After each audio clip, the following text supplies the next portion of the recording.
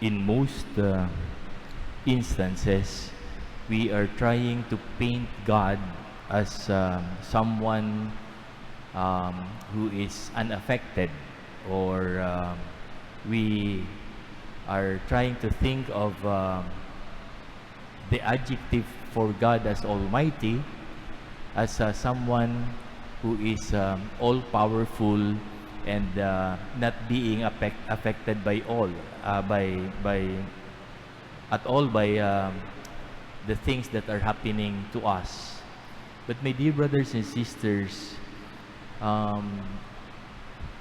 that is not the image of God. God is vulnerable because He knows how to love, because God is love. In the first reading, Jacob was wrestling with God, and there is a Jewish tradition that says every time a creature wins an argument against God, God is laughing. So it is in the context of ordinary human experience that we have to paint the image of God. And so in the gospel that we have, it says here, at the sight of the crowds, his heart was moved with pity for them, because they were troubled and abandoned like sheep without a shepherd.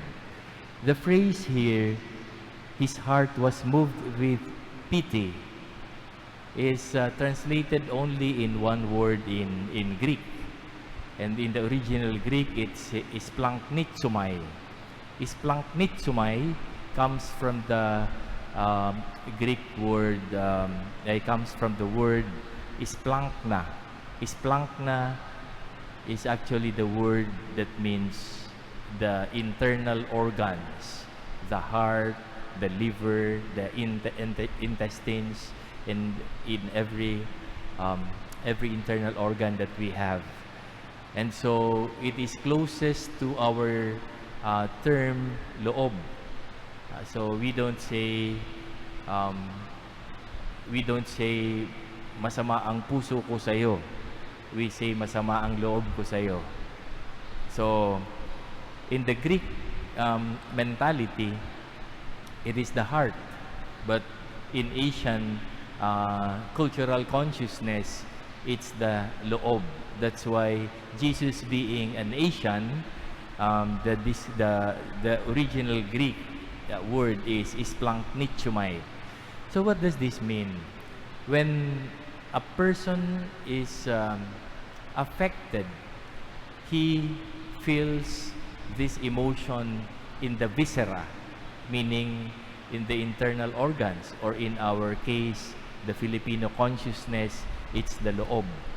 So it means only that God feels the pain and suffering of the people, and it is His vulnerability an indication of His true love for humanity.